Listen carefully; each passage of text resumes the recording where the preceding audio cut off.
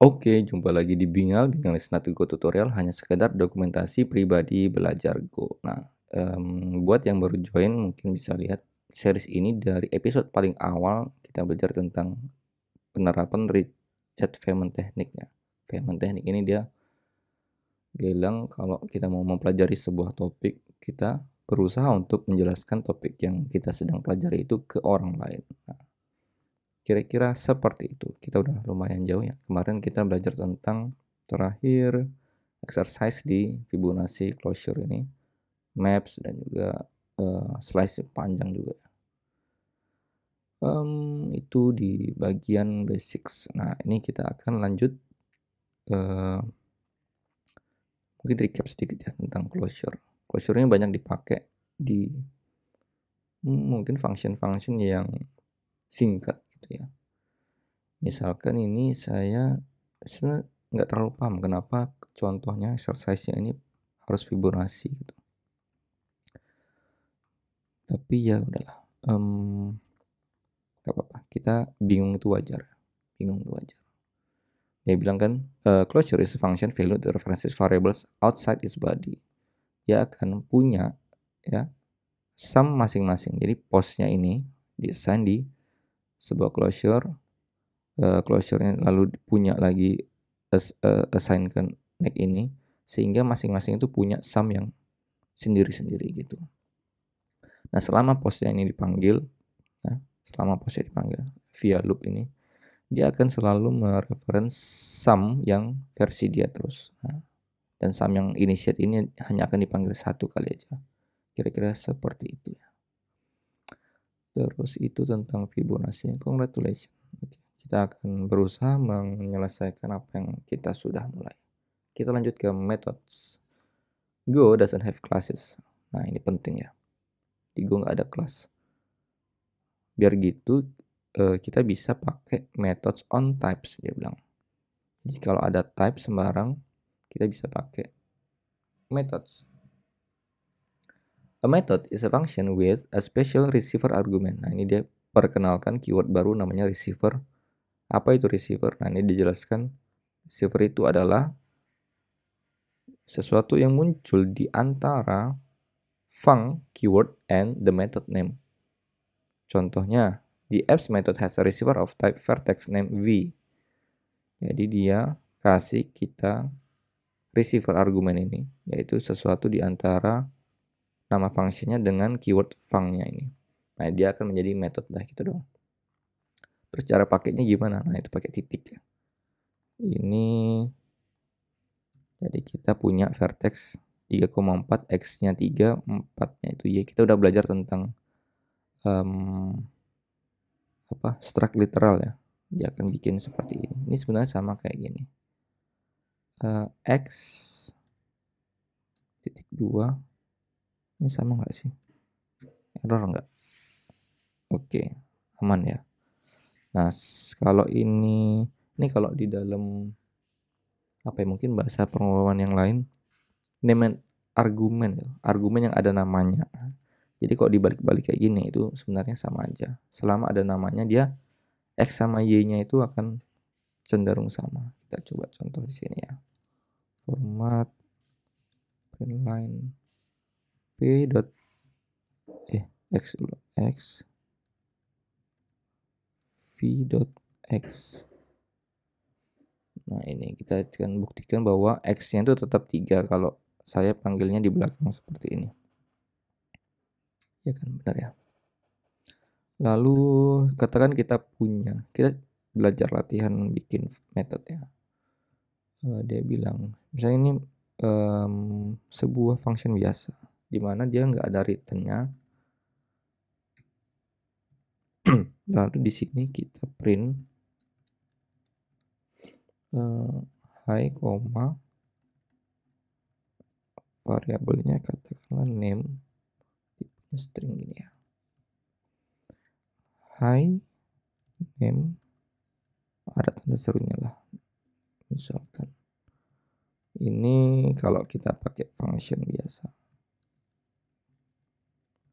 Great pop. Benar nggak? Bob ya. Oke. Nah, apa jadinya kalau ini pengen saya jadiin method ya tadi ya. Dia mau bilang kita mau pakai method. Dia bilang receiver itu ada di antara func keyword sama nama keywordnya. Nama functionnya. Berarti ini saya punya sesuatu ya.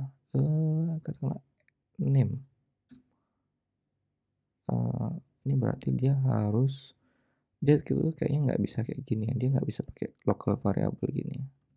Kita cobalah.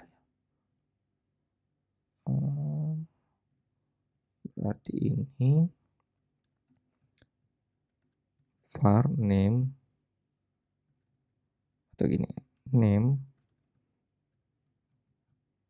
Bob. Harusnya ada error ini. Name.greet.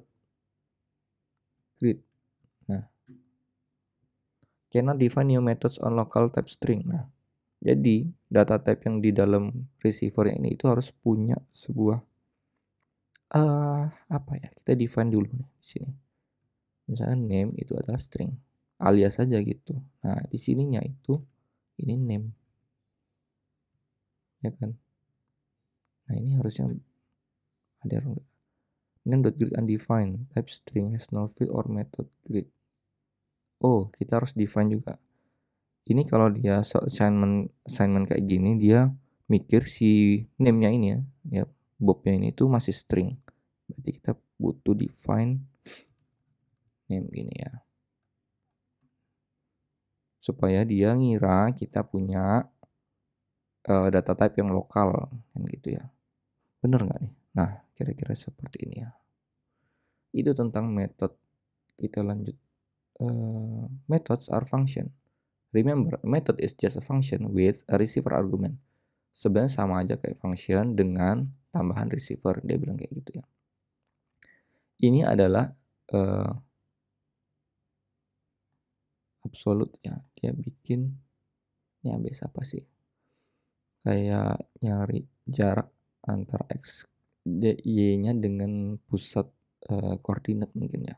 Jadi kalau 3,4 ini dia akan return 5 harusnya. Tapi nah, apa bedanya dengan yang tadi? Yang tadi itu dia pakai method. Sekarang dia pakai function biasa seperti ini dengan argumennya itu vertex kayak gini. Hasilnya sama. Dia bilang no change in functionality. Kira-kira seperti itu ya tentang methods or function. Skip. Methods continue. You can declare a method on non-struct types too.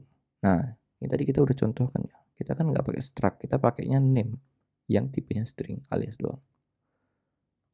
In this example, we see a numeric type myFloat with an apps method. Nah, ini sama aja nih. String. Jadi harus dibikin kayak local data type gitu ya. Ya kita nggak bisa pakai data type yang udah di-define sama si Go-nya. You can only declare a method with receiver whose type is defined in the same package as the method. Nah, ini. Type itu harus di-define di dalam package yang sama dengan metodenya. You cannot declare a method with a receiver whose type is defined in another package. Bahkan di another package saja nggak bisa ya. Which includes the built-in type such as integer. Nah, tadi kita coba di string nggak bisa. Berarti emang harus bikin type sendiri kayak gini, my string, my float. Kita reset, lalu kita run. Oke. Itu tentang method. Pointer receiver. Ini udah mulai pointer gini saya agak-agak ngeri. You can declare methods with pointer receivers. Mirip-mirip function dengan argumen pointer nggak sih ini? Beda ya. Oke, agak ngeri-ngeri sedap belajar pointer. This means the receiver type has the literal syntax asterisk t for some type t. Also, t cannot itself be pointer set as. Jadi di dalam receivernya itu dia bilang boleh tipenya itu adalah pointer ya. Gunanya antara, for example, the scale method here is defined on pointernya vertex. Jadi nanti kalau apapun yang terjadi di dalam function skill ini harusnya V aslinya itu akan kena juga ya. Dia akan turut berubah. Methods with pointer receiver cannot modify the value to which the receiver points as skill does here. Since methods often need to modify the receiver, pointer receiver are more common than value receiver. Methods with pointer receiver can modify the value to which the receiver point. Oh, seperti yang tadi kita bilang ya. Metode yang pakai receiver pointer kayak gini, itu dia bisa mengubah value dari si receivernya, ya kan? Since methods often need to modify the receiver, pointer receiver are multiple. Nah, dia bilang metode itu pada umumnya memang digunakan untuk mengubah dari si receivernya. Jadi kita akan lebih terbiasa melihat metode dengan pointer daripada yang value receiver. Try removing the asterisk from the declaration of the skill function on line 16 and observe, kata dia. Nah, ini kita mau bagaimana kalau kita giniin, kata dia kan gitu. Nggak error ya. Nggak error. Tetapi ini menunjukkan hasil yang nggak expected ya. Kalau kita print di sini V-nya, V. Nah, V-nya itu tidak berubah. Kenapa? Karena dia receivernya itu bukan pointer. Receivernya itu vertex biasa di sini. Jadi dia berubah hanya di dalam scope si metodenya ini doang. Kecuali apa ya? Bayangkan kalau kayak gini ya, return V, terus si V-nya ini saya assign di V yang baru. Ya enggak? Harusnya dia benar ya. Too many return values. Oh, sorry. Ini harus vertex ya. Ya kan? Karena dia expect-nya dia pertamanya dia nggak ada return value. Kita punya return. Benar nggak? Nah, ini benar ya. Nah, ini expected ya.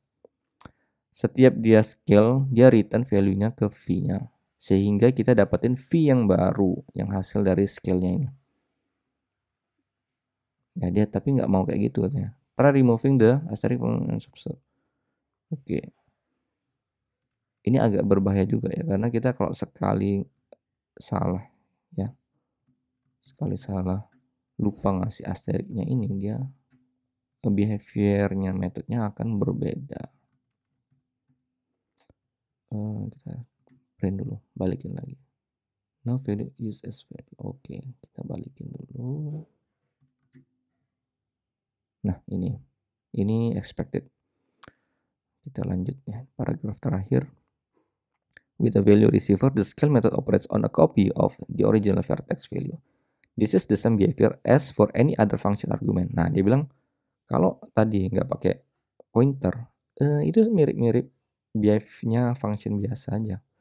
The scaled method must have a pointer receiver to change the vertex value declared in the main function. Nah, ya kira-kira gitu ya, mainan pointer. Lanjut dulu. Pointers and function. Di sini kita lihat apps and scale method rewritten as function. Oke, again try removing the asterisk from line 16. Nah, ini kita ubah.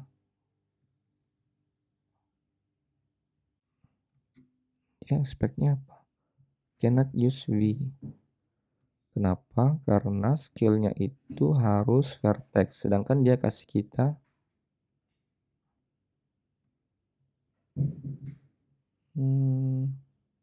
di sini dia kasih asterisk vertex itu di mana dia ini pointer ke V ya. Nah, ini nggak boleh, ini harus V kayak gini harusnya. Ya kan, 3, 4, 5. What else did you need to change for the example to compile? Nah, ini doang. Ya kan, dia baru scale V. Ya, ini kan jadinya function biasa doang kan. V itu, wait. Oh, ini masih error ya berarti. Jadi expected-nya tuh setelah di scale, dia maunya apa ya? Ya kayak gini tadi harusnya. Ini n. Nah, ini kan benar ya 50. Pokoknya expected-nya 50. Atau kata dia, if you are not sure, continue to the next page. Bentar, kita jawab dulu yang nih pertanyaan dia. What else did you need to change for the example to compile? Kan udah tadi ya. Kalau kayak gini kan error ya. Ini compile, tapi tetap salah hasilnya karena expectednya kita di sini 50 ya. Karena harus berubah nih di sini. Maksudnya apa dia? If you are not sure, continue. Methods and pointer indirection. Comparing the previous to program argument associated to function with a pointer, argument must take a pointer. Nah, ya kan? Karena di sini kalau kita set sebuah function yang dia expectednya harus pointer, maka di sini harus kayak gini. Contohnya kayak gini kata dia. Nah, for v vertex scale function compile error karena v-nya ini bukan pointer. Dia harus sesuai dengan data type-nya. While methods with pointer receiver take either a value or a pointer as the receiver when they are called.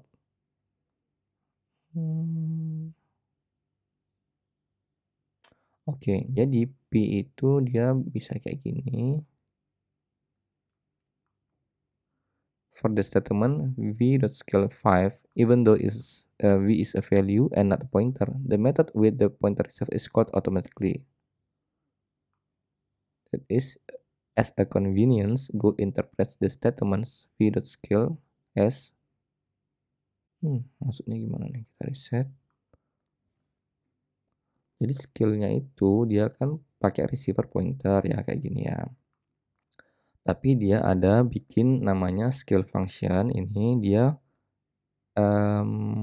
argumen atau paramnya itu dia salah satunya pakai pointer juga. Nah, setelah dikali 2, 6, 8. Coba kita run dulu ya. Oke, jadi setelah di scale, tadi dulu p.scale ini apa ya? Kali 3 ya.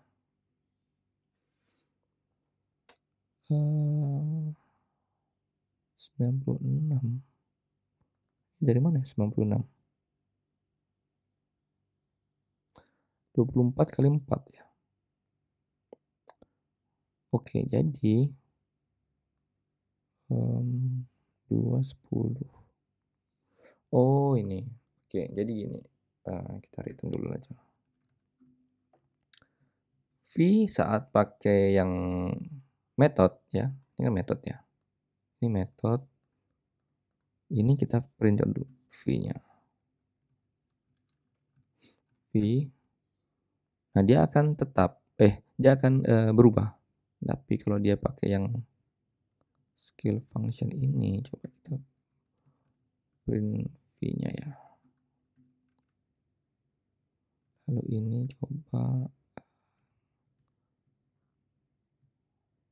kita return di sini.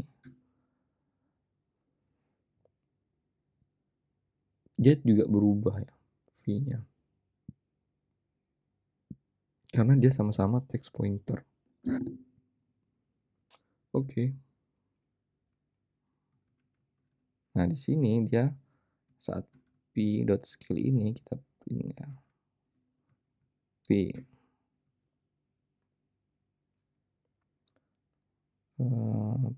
Return. P-nya itu 12 dan 9. Tapi P-nya itu adalah P mana tadi? P-nya itu pointer. Jadi beda ya.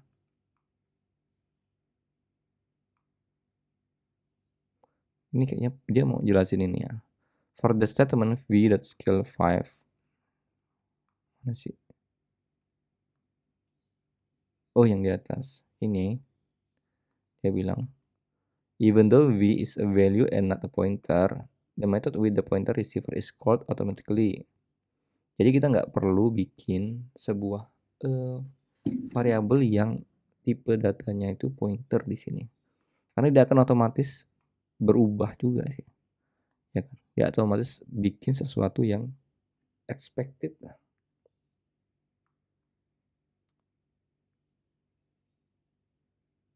Ya aku bilang kan, walaupun v itu hanyalah value biasa, value vertex ini nggak ada embel-embel asteriknya ya, and not a pointer, dia bilang.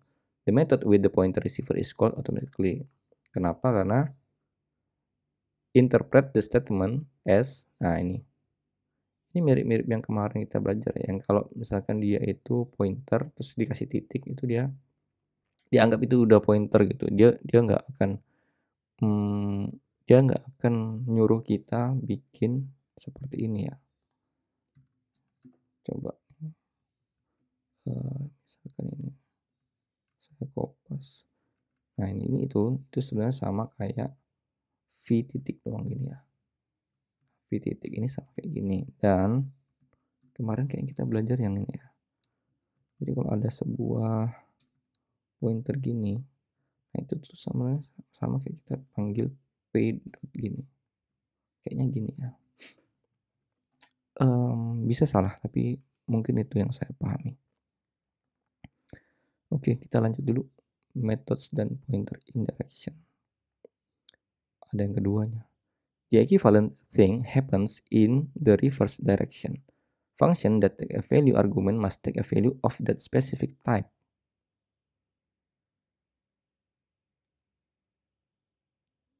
Contohnya ini apps function. Jadi ini apps-nya itu dia bikin function biasa ya, tanpa method, tanpa receiver. Jadi dia kalau dia teksnya itu cuman coba ABS function mana? Nah ini, dia data type-nya itu dia nggak mau terima pointer. Berarti kalau kita kasih pointer, dia error. Ya kan itu kalau function biasa. Sedangkan methods with value receivers take either value or pointer as the receiver when they are ini. Oke, saya mulai paham sih. Jadi kata dia untuk bikin gampang, as a convenient dia bilang. Semua yang parameternya itu adalah pointer, itu walaupun kita nggak kasih dia pointer, itu akan dianggap sebagai pointer. Nah gitu, mana tuh? Jadi contohnya dia gini. Nah ini kan dia bilang, mau vertexnya itu adalah pointer atau bukan, dia tetap akan anggap itu sebagai sebuah kewajaran gitu. Dia akan terima dua macam bentuk ini, mau dia pointer atau enggak pointer. Kira-kira seperti itu. Nah kan ini kan kayak sama kemarin kita pelajari. P-nya ini pointer. Kita tuh nggak perlu bikin notasi kayak gini ya. Buka kurung, asterisk P, tutup, titik. Nah itu. Kita bisa panggil kayak gini doang. Kitarannya. 5 semua. Expected. Oke, kita lanjut methods and pointer indirection. Nah ini banyak kepake kayaknya di dunia apa ya, coding yang sebenarnya. Using a value or point receiver. There are two reasons to use a point receiver. Kayaknya dia suruh kita lebih sering pakai yang point receiver. The first is so that the method can modify the value that its receiver points to. The second is to avoid copying the value on its method call. This can be more efficient if the receiver is a large struct, for example. Jadi ya tergantung penggunaan kita maunya gimana. Kalau kita nggak mau dia itu ngubah value-nya, ya kita pakai metode yang nggak usah pakai pointer receiver tadi ya.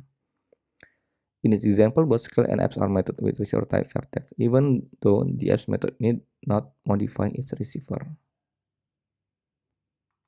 In general, all methods on a given type should have either value or pointer receivers, but not a mixture of both. Jadi semua metode kata dia itu harus punya antara salah satu aja, value aja atau pointer receiver. Nah, kayak gitu ya. Before scaling. Coba. Setelah di scale,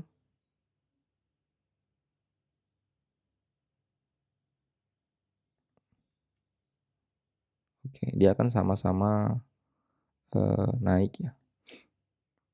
Ini contoh scale, yaitu dia yang pakai pointer receiver ya, ditandai dengan asterisk ya di dalam eee, notasi receiver-nya ini. Mhm. Oke, mungkin itu tentang pointer receiver. Lumayan rumit juga ya. Ini interface. Mungkin kita sudahi dulu tentang methods ya. Ini interface sudah sebuah, subtopik yang berbeda. Itu aja. Terima kasih, semoga bermanfaat.